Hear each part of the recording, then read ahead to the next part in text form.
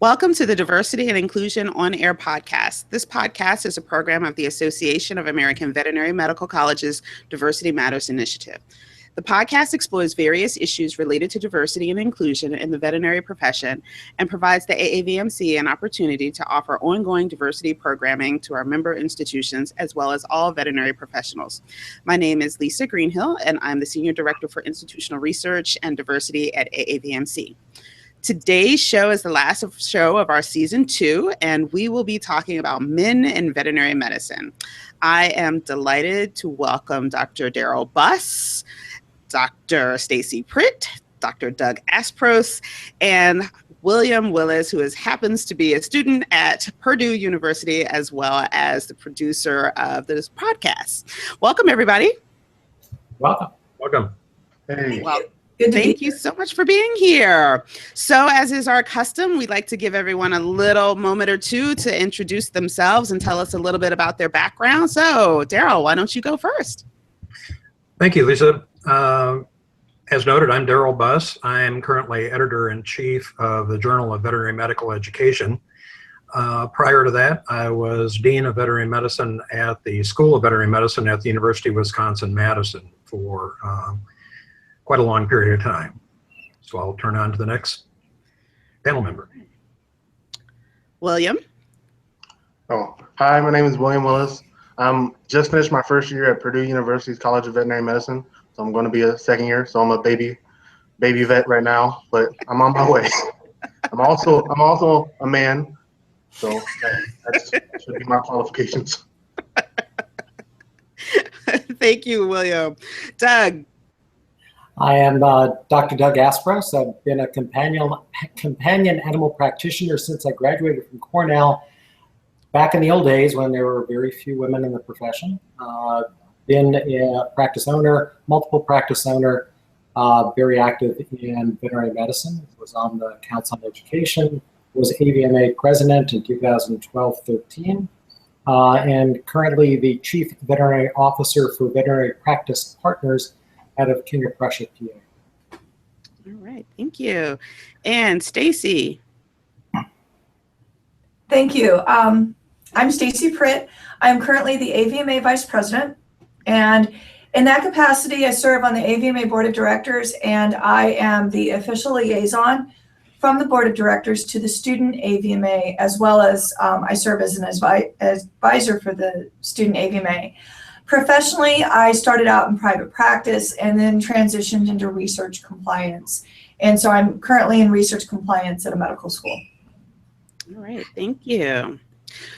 So as I mentioned, today's show is about men in veterinary medicine. So this year, this most recent academic year, 2016-17, men made up 19.5% of veterinary students in the U.S. We know that this trend is persistent internationally, so beyond the U.S. schools. And we know that this trend is also persistent across race and ethnicity. In fact, men of color, specifically in the U.S., make up only 4% of veterinary students here. In 2007, AVMA declared it the Year of the Woman as the total number of women in the veterinary profession tipped past 50%.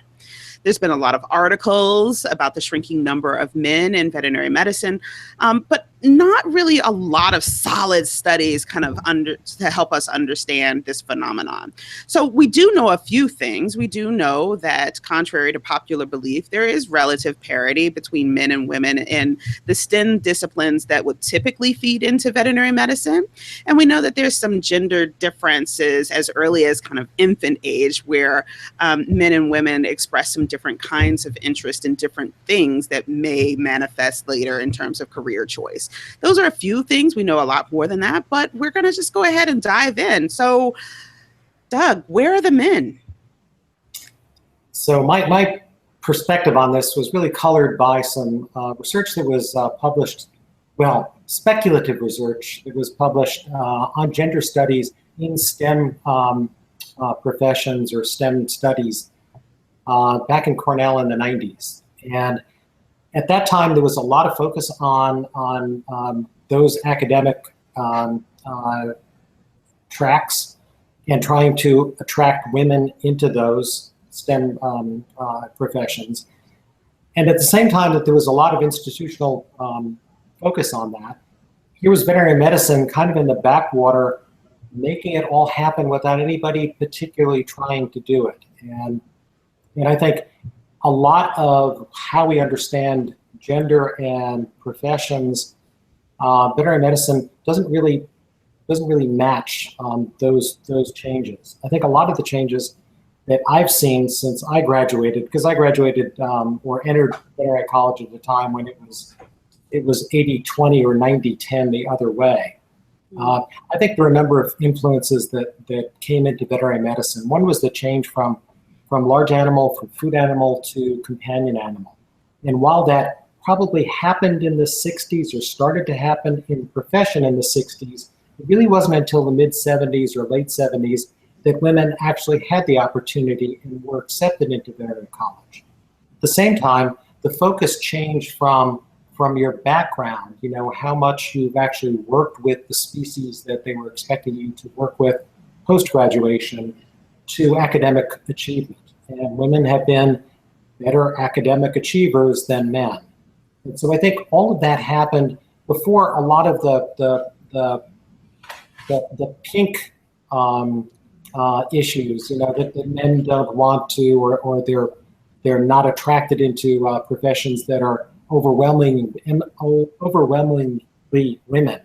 The gender shift happened before that even had an opportunity to play much of the part, at least in the 80s and 90s, as the profession changed. Sure, you bring up kind of really, it is important to separate the two, right? So there's the shift itself, which we think it was about 85, 86 is when the number of women exceeded the number of men in vet school. But then it's kind of, by the time we get to the 90s, we're seeing a really increased persistence. It's not just a trend anymore. It's really, this is the way that it is, right? And so, and what does that mean in terms of recruiting young men? The data also show that right after the passage of Title IX, within about a 2 to 3 year period, the number of women in vet school doubles. So we know that there's some kind of legal pieces here that also play a role. Dr. Buss, Daryl, do you have any comments kind of over the lifespan of your career?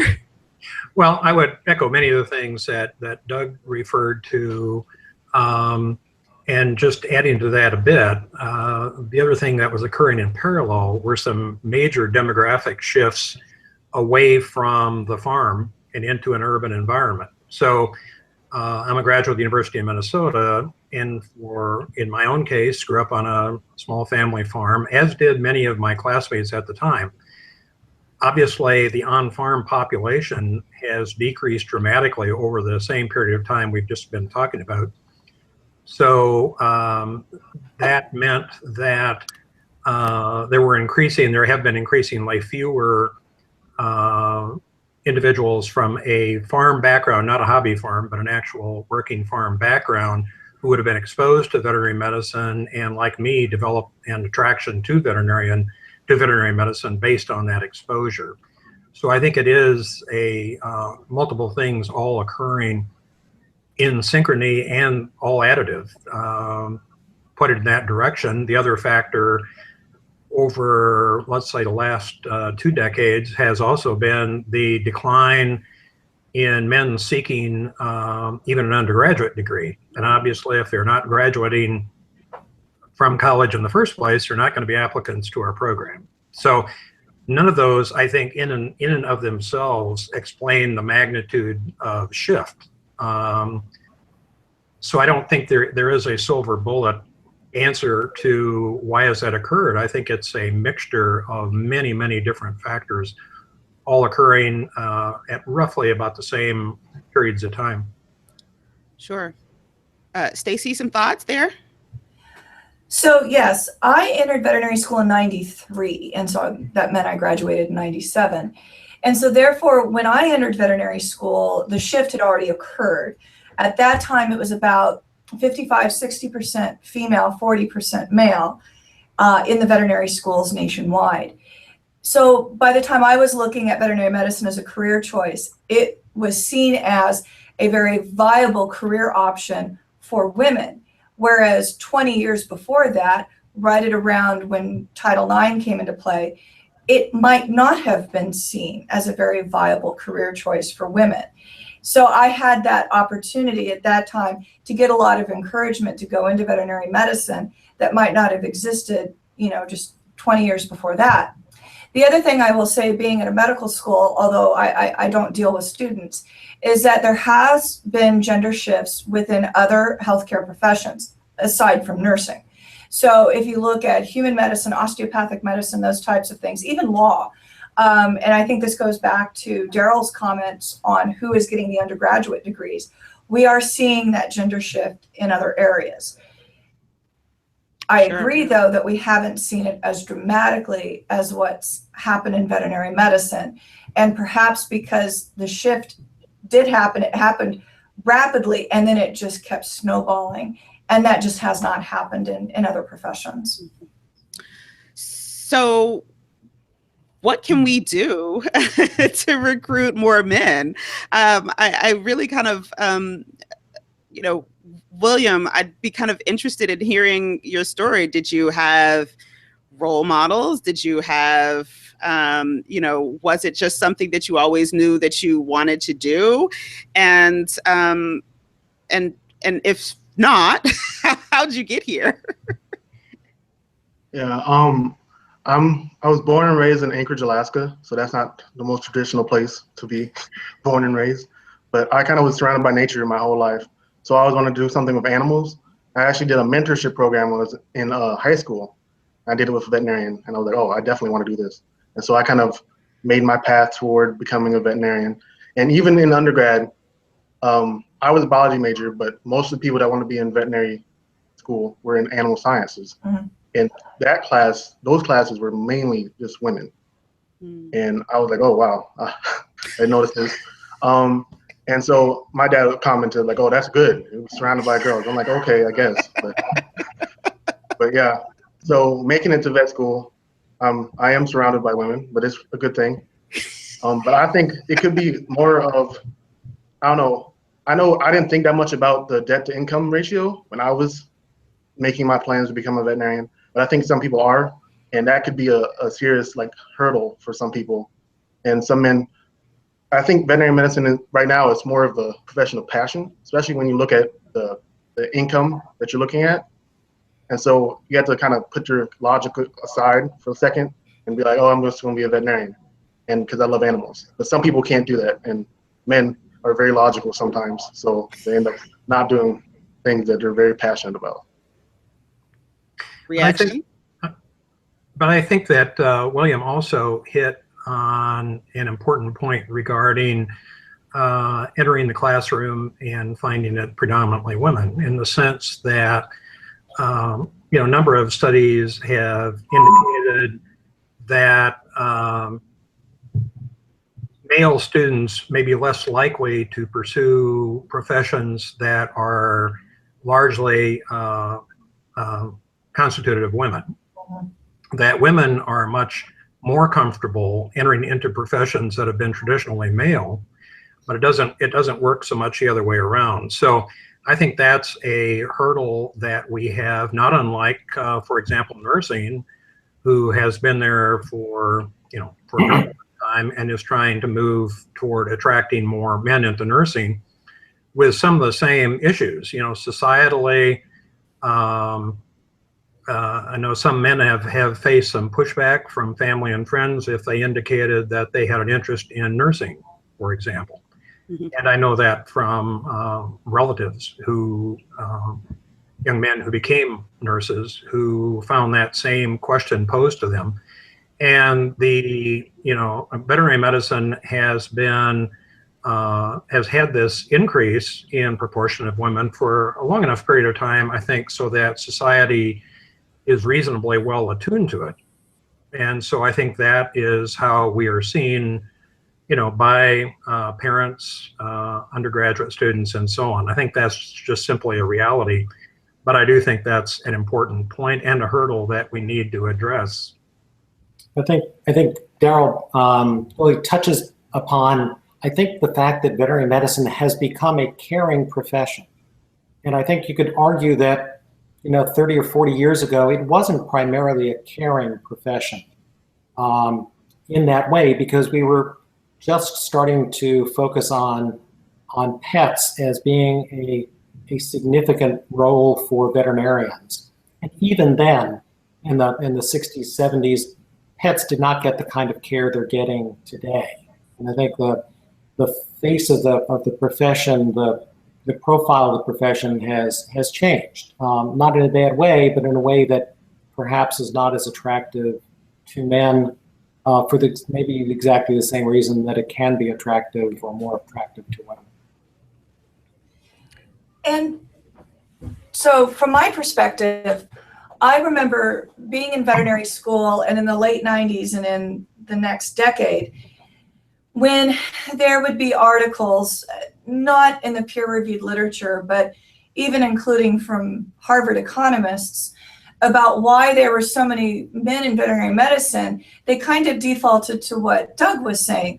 Women are naturally caregivers. This is the great profession for them. They can be nurturing. So they were really using stereotypical terms that our society has adopted for how women work and live in society, versus looking at veterinary medicine as a scientific and medical profession. And I think that clouded the view of a lot of people who might have considered veterinary medicine as a career, or who had children or other relatives who were considering veterinary medicine as a career. Thankfully, we're not talking about that anymore, but I remember those days, and those articles are still online if people want to find them. And so it made its way to that point of a caring profession, and then the next step was women are more caring than men. And so that's why we have more women in veterinary medicine. I never liked that, because I worked with plenty of male colleagues when I was in practice in particular. They're just as caring and nurturing as women. There's no difference in my opinion. Sure. And so I think it's a great profession for people who want to work with people and animals. Sure. I think that's true. Go ahead. Oh, I was going to say, I agree with you totally. And I think getting into stereotypes is always fraught. Mm. But I think we're discussing what are, the markers or what's driven the profession to do this gender flip and then stay gender flipped from what it was certainly when I went and Daryl went to school. And I think the research is not out there that I've seen that really explains it better than. Well, yeah. I wonder too if it's not important for veterinary medicine to continue to talk about the breadth of opportunities in veterinary medicine, because some of the work I've read in nursing, for example, of trying to attract more men, they found that many of the young men who are attracted are then particularly attracted into specialty areas such as ICU or emergency room nursing. And concurrently, looking at studies in medicine, there has been, those studies that I've read have shown that more women are oriented toward primary care as opposed to more men being oriented toward specialty care. So I think if we look at how we might attract more men, I think, if it seems to be the case in nursing, it seems to be the case in medicine, I think we need to be careful about too often regarding veterinary medicine as somehow an outlier. That something that applies to many other professions somehow doesn't apply to us. I suspect it does. So I think making it clear about all of the opportunities within veterinary medicine to attract the broadest scope of people is going to be in our interest. Well, I think you raised an interesting data question about, getting a little bit of an echo here, an interesting data question about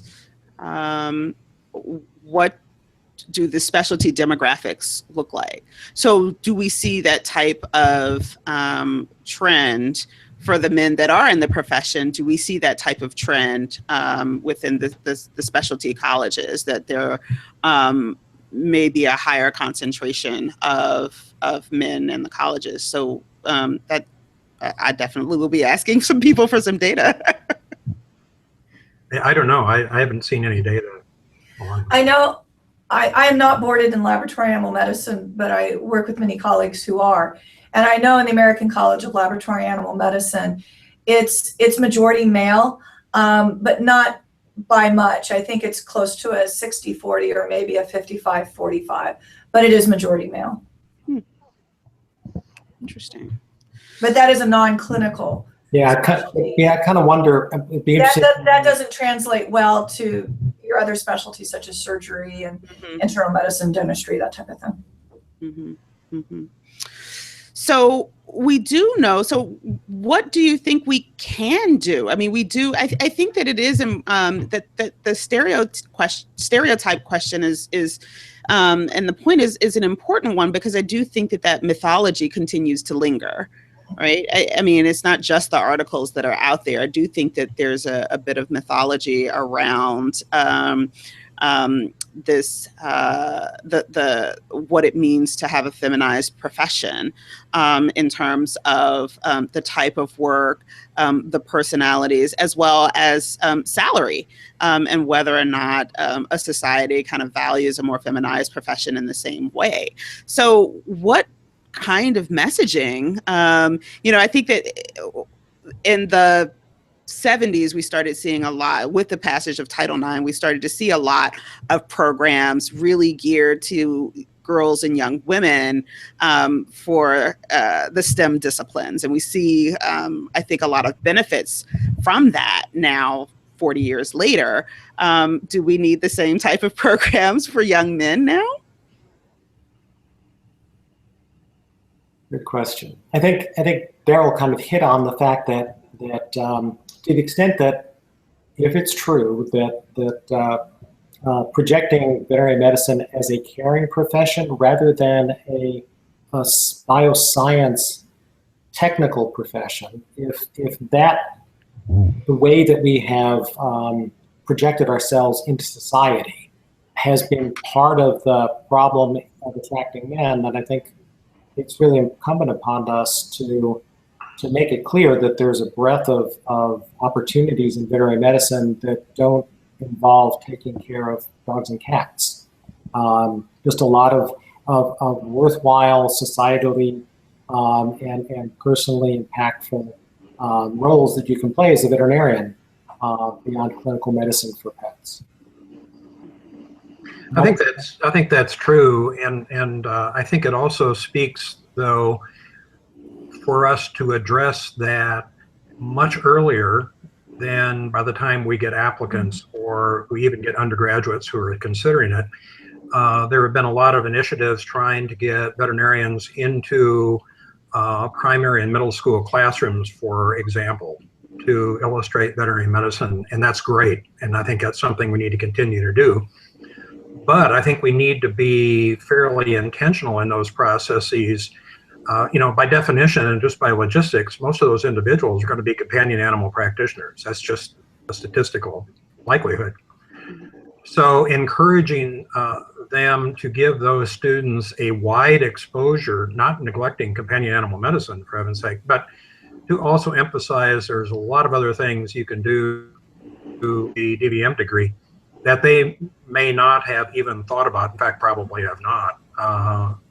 Extrapolating from my own experience entering veterinary school, there are all sorts of opportunities that never occur to me at any rate.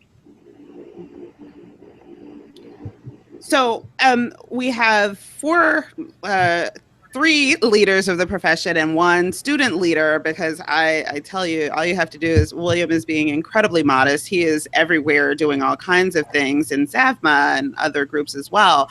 But one of the things that certainly I've noticed is that the leadership of organized veterinary medicine still tends to be overwhelmingly male. Certainly we're seeing a lot of changes there. There are more women deans. There are certainly more women in the House of Delegates. Stacy is a VP. Janet Donlin is the CEO of AAVMA. But we are definitely kind of still a bit slanted in the demographics for organized veterinary medicine medical leadership. And I'd like to know, have we just not achieved parity there, or do you know, based on the numbers for students kind of coming out, that's going to probably shift in some time as well. How do we kind of maintain some parity, but how do we get parity now as well? Stacy, why don't you, feel that one? I think when you're looking at female veterinarians who are mid to later career, perhaps, who would be really good to go into leadership position, not that you don't see early career veterinarians do that as well.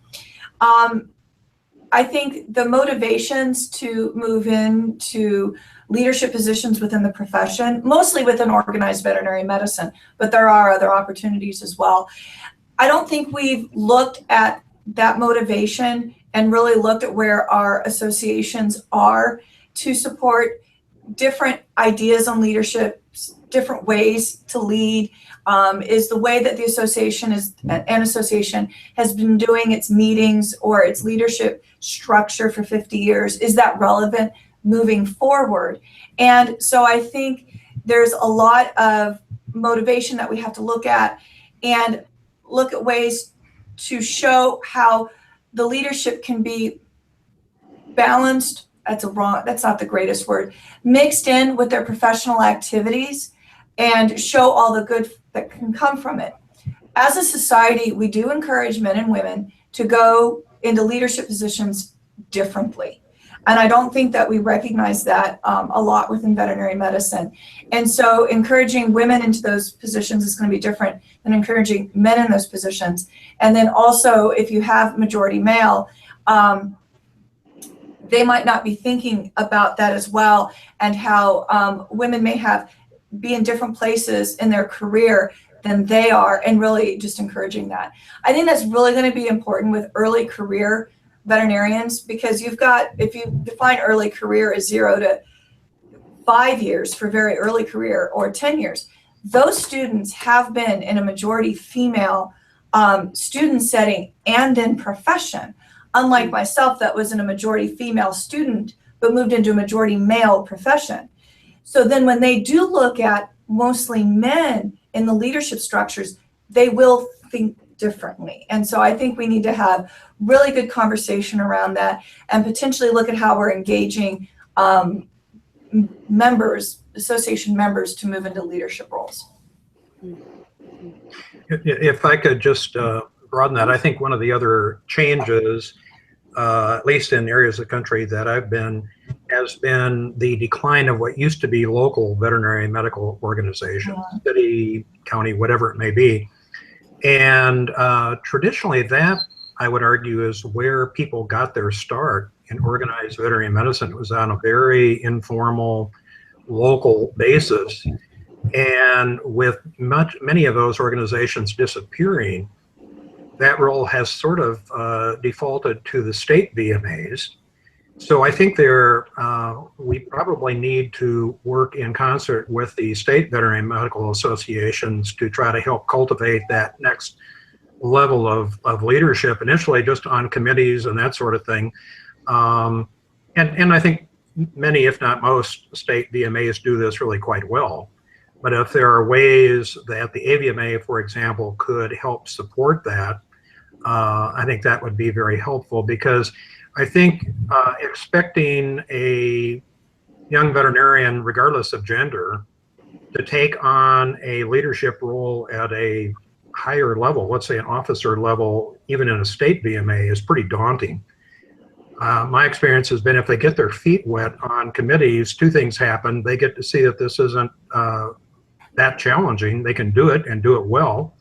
Moreover, the organization gets a look at them and realizes, boy, this person really has talent. We need to try to move them into the organization in other ways. So I think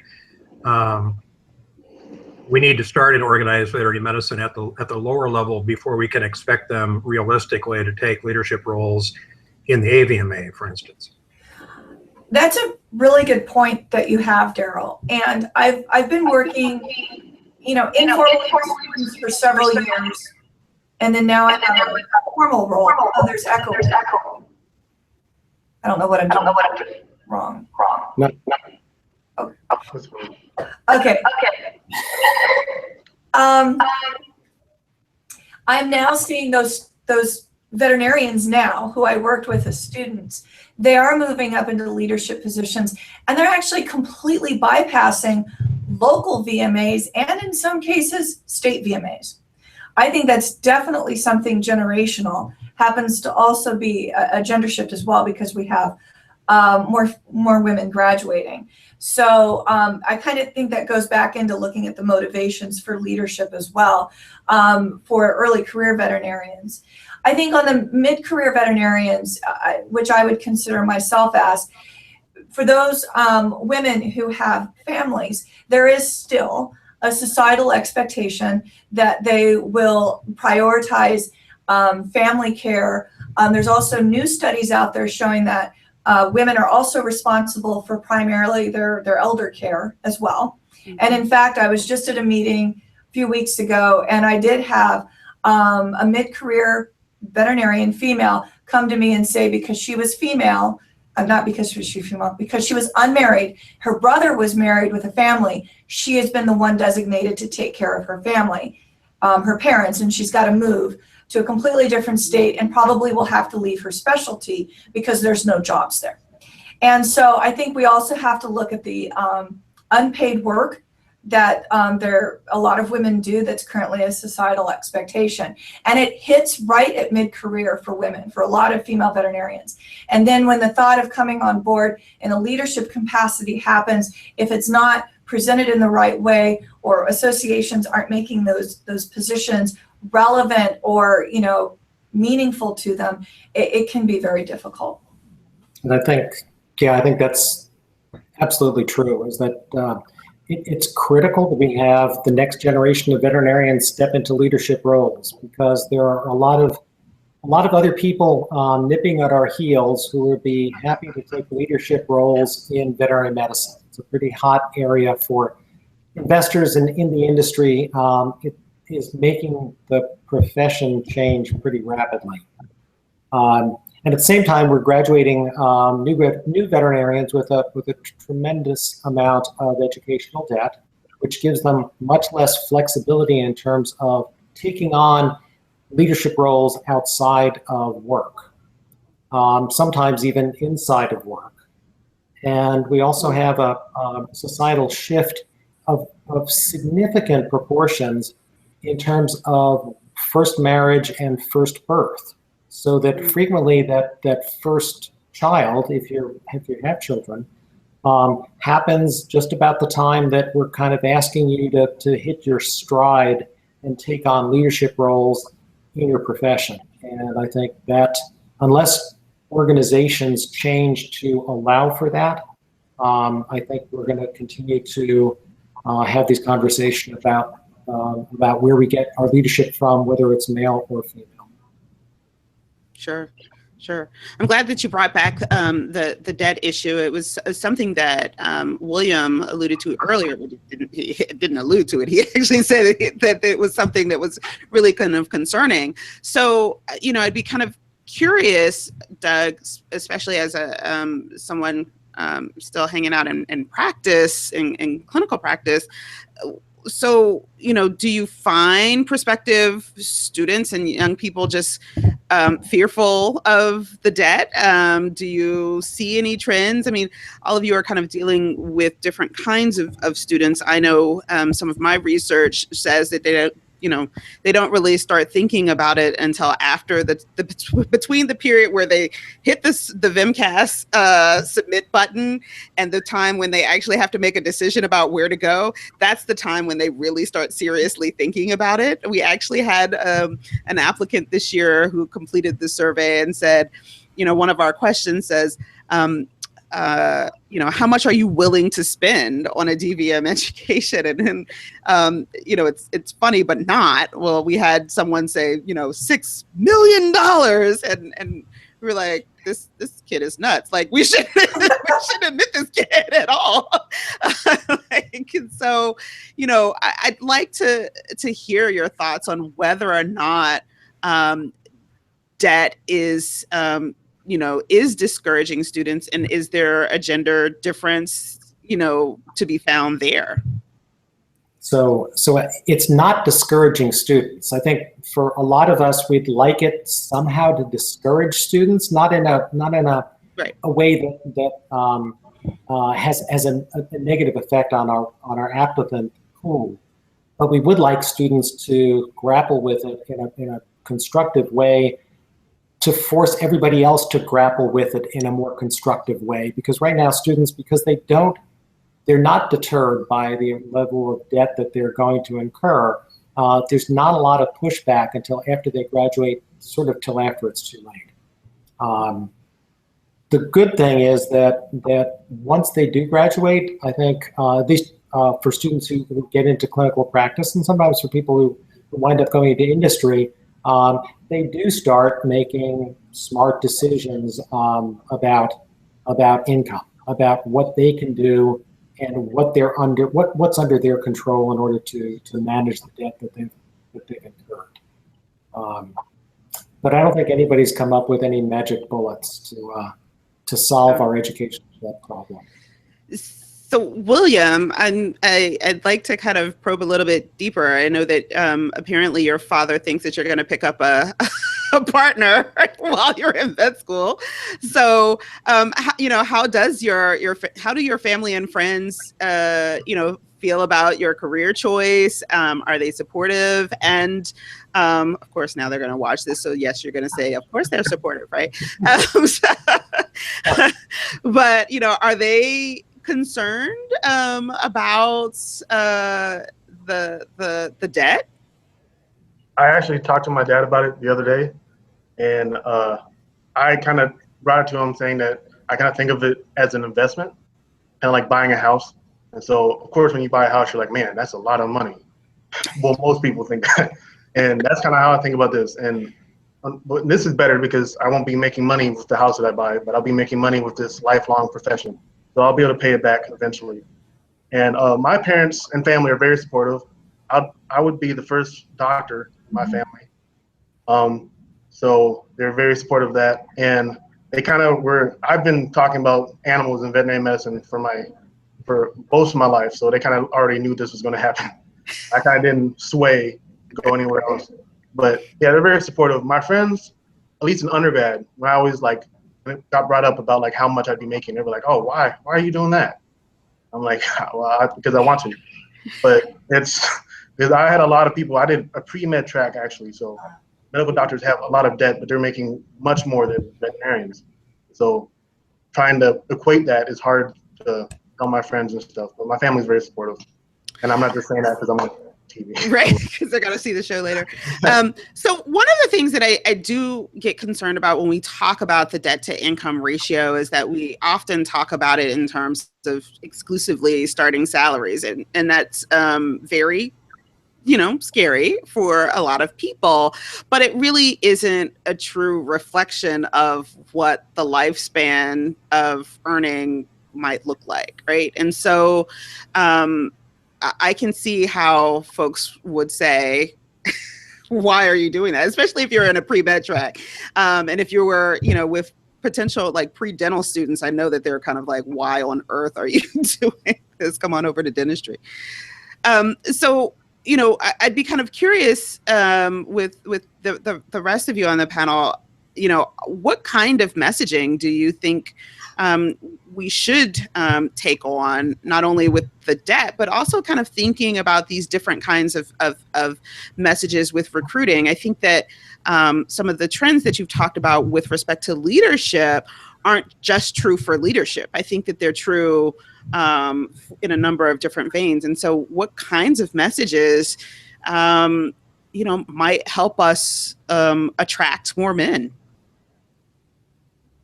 Well, it seems to me that part of the thing we need is a balanced message, not neglecting the cost of a veterinary medical education. But my fear is that we are getting so centered on that that's what many advisors at the high school level and even before that, as well as at colleges and universities, are hearing, and they're only getting part of the picture. And if those are, in some cases, I found through hard experience that some of those individuals also have, they're advising for a number of different fields. And if they're being, if one of their top things in their hit parade is trying to attract more young men into their nursing program, are they likely to say, well, the cost of veterinary medical education is very high, you may want to consider nursing. And if we only give them one side of the cube to look at, we're being our own worst enemy. So I think trying to present a balanced message, not concealing or in any way neglecting the cost, but right now I fear too often we're neglecting the benefits, and I don't think we can afford to do that. I think it's important that veterinary medicine recognize that our history is that the sky is always falling. It's always the worst of times, and it's not. I have so many colleagues back in 2008, 2009. There are a couple of new programs starting in the U.S. There were a couple of more offshore programs being accredited, and we were in the middle of the Great Recession. And the idea was the sky was falling, that veterinary medicine would never dig its way out. Veterinarians would be living under bridges in boxes because there would be no jobs. And we run the clock back forward 9 or 10 years, and you can't hire clinical veterinarians. The demand out there is intense, almost regardless of where in the country you'd like to live and work. So I think it really is important for us to send out a positive message. Yeah, there are some challenges, but they're not challenges that we can't overcome, and there will be a generation of very successful veterinarians, regardless of the field, whether it's clinical or not, that they go into in the next 20 or 30 years. So to piggyback on what Daryl and Doug are saying, because I absolutely agree. The other thing is we really need to look at to borrow Daryl's words, the full breadth of career options that we have within veterinary medicine. I no longer say that there's alternative career paths or non-traditional. Everything is a veterinary career path. We have amazing opportunities. Many of them pay very well. You may not be building wealth through practice ownership, but you could be building wealth with a company or another employer that invests heavily in your retirement, or who invests heavily in additional training for you by obtaining certifications or degrees, that type of thing.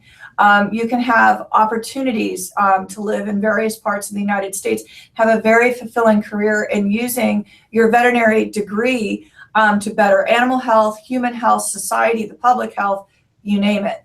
And so I think when we present veterinary medicine as this really broad profession, building upon our concept of One Health, because we're really the only profession talking about it when it touches a lot of other professions, a lot of opportunities. Coming out of some recent meetings that I've had at Texas A&M, multiple meetings actually, where they're really looking at entrepreneurship for veterinarians, building upon what the tech sector has to offer. The possibilities are limitless. I think we need to be very creative. And this does come at a time, though, when there are a lot of opportunities for veterinarians, even in private practice. I do think in working with the students, one piece of advice I would have for students, and this might potentially also play into recruitment for students, even down into the elementary, middle school, and high school, is you might want to be geographically open to where you would want to have your career. Don't limit yourself. This is not a field where you want to limit yourself. Be open to different career paths. Be open to living in different parts of the country. I have my preferred parts of the country. I don't live there, but I visit there. But I have a great career, and I still like where I live. So I think there's a lot of opportunity out there that we don't capitalize on and that we don't communicate to others as well. Yes, I'm smiling and kind of chuckling over here because some of that type of advice and guidance was given to our resident student here pre-show. To some degree, allow your career to be moved by happy accidents. Kind of allow yourself lots of options and be open to them. So. All right. So I have just a really one last major question, unless you all would have some additional questions. But I guess I have two. So William, you mentioned before what it was like. So I know William is also working with a couple of summer programs at Purdue this summer, and I know you just finished one. What was the composition of that group? It was majority female. So expected. I mean, I certainly see this also with the career fair that I host each spring. So the other question I guess I have for you is, I know that there have been a couple of schools that have done these kind of mockumentaries about what it's like to be a man at a vet school these days. Any comments? I hang out with a lot of the men in our class, so to get that male contact, because you might not think it's a big deal, but when you're, at least in all my groups, I'm the only guy, and so a lot of the references are lost on me, and I'm like, okay, and so it's good to have contact with other people and kind of understand where you're coming from. The same could be said with a fellow minority students at my institution. So sure. I hang out with them a lot because they kind of understand where I'm coming from. So I kind of just within any minority group, and even though males are a minority in veterinary medicine, it's kind of being able to identify with people like you and understand that even though you're not the most prevalent gender in the profession, that you still have to get your ideas out there and stuff. Yeah. I think also we can again learn from other professions, including nursing. So one of the things that nursing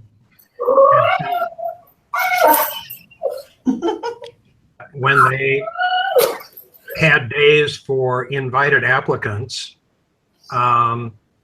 they found it to be very important for young men interested in their nursing program to meet current nursing students who were men. So it's one thing to have some sort of formal program, but I would argue a lot more. I don't underestimate their value either, but a lot of the real bang for the buck, I think, are in these informal connections that are made with current students who can tell the potential applicant, what the school is like, how the program works, et cetera, and reassure them a bit. And the same happens if those students can have interactions with pre-veterinary clubs on campus. The challenge is how to get to those students who, before the pre-veterinary club position, that they not turn off on veterinary medicine or never even get to that point. Because we can't load all of that on the backs of students like William. They have a few other things going on in their life.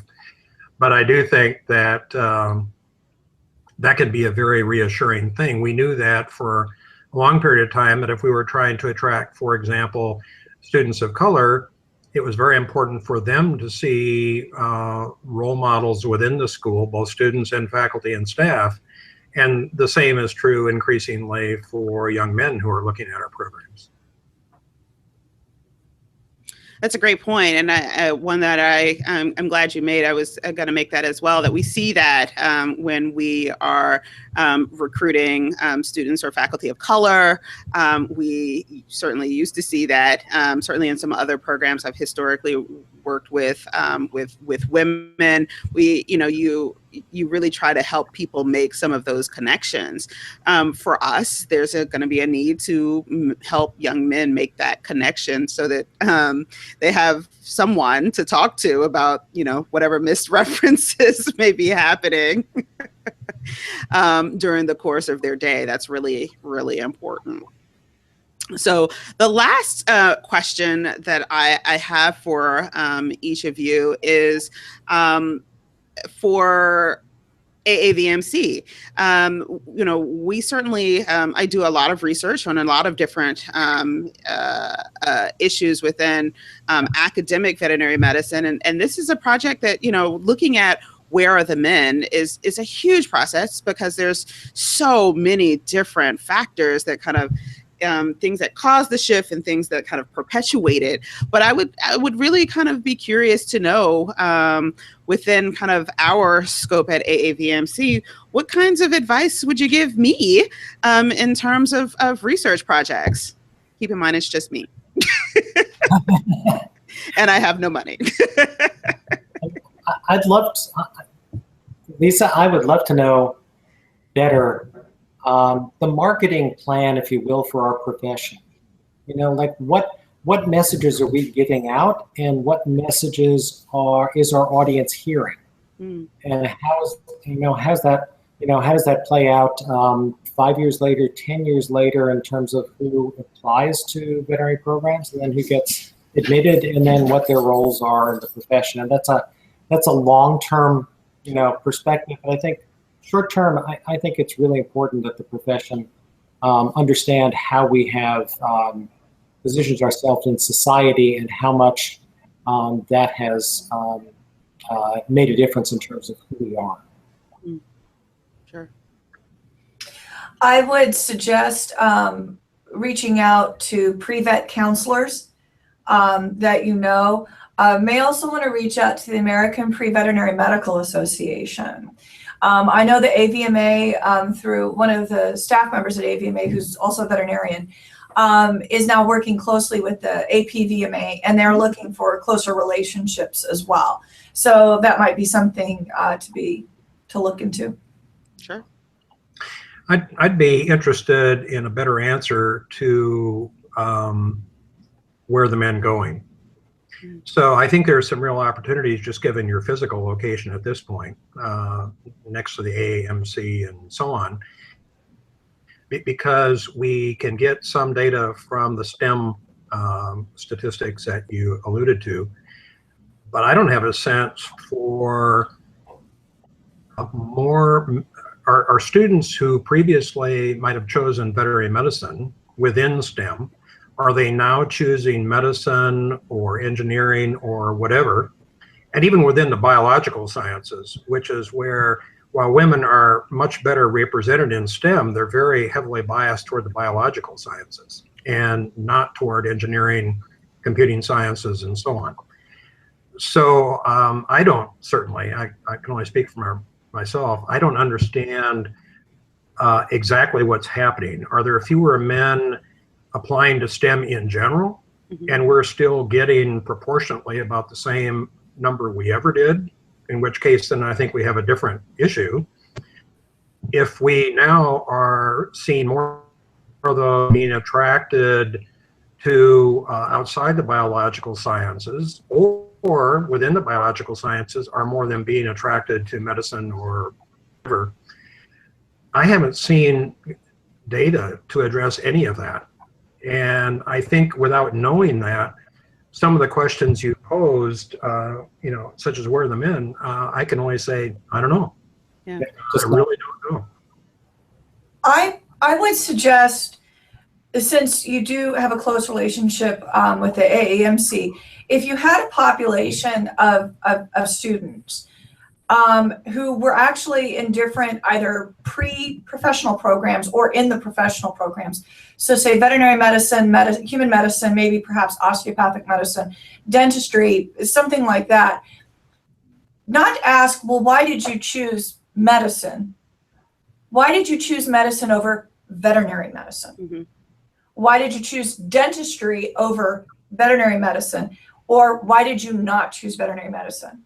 If we just keep asking, why did you choose a particular field, that's going to take us one way. We need to know why they're not choosing veterinary medicine, period, or why they're not choosing it in comparison to other professional programs. I mean, I guess the same thing could be said for the STEM fields, as Daryl said, but that kind of gets back to looking at the messaging that Doug was saying about. We're not going to be able to direct the messaging until we know exactly why they're not choosing it. Not why the men in the program select it. My guess is it's going to be very similar to what women are going to say. Sure. But if you look at why men are not selecting it, then you have some messaging points. Sure. I'll say this, that when I'm out recruiting at national conferences focusing on undergraduate students, I never say, this is, here's the brochure and these are all of the amazing things that you can do in veterinary medicine. I usually ask students, what is it that you want to do? What do you see yourself doing? Most of those conferences, students are like, oh, I'm going to med school because I want to research cancer. And I'm like, you can do that over here. Come on over. Let me tell you how you can get to that place on this path. And part of it really is just this lack of awareness about that there are other options to kind of get to the place, their desired endpoint. And so I do think that messaging, I think that the messaging itself isn't, it may or may not be certainly influenced by gender, but I think really it is, how do we turn some of our messaging on its head to really help people understand that if they have this vision of what they think they want to do with their life and their career, that this is a profession that can aid them in getting there. So, could I just pose a question? I wonder if we're very attuned, even in our discussion, toward the usual progression of undergraduate students toward a major and then to a profession. Should we be more intentionally broadening that to include particularly that segment of the military or people exiting the military who have been, particularly in the medical corps, for example, who have had experiences in healthcare, not the physicians, but the Sure. staff support, Mm-hmm. and reaching out to them. First of all, I would argue that's probably going to be much more a male-dominated pool. Mm-hmm. But they've had some experience in medicine for a variety of reasons. They may or may not have a primary focus on medicine per se. But I don't think to my knowledge, I don't think we've ever tried to focus on that group as a potential applicant pool. And I wonder if we shouldn't do so. I think it's a great idea. I will take that back to the team and definitely spend some time kicking that around. So, well, that brings us to the end of our show. This has been a really great discussion. I don't think that, sadly, we have solved the world's problem. We've raised more questions. No. Solutions.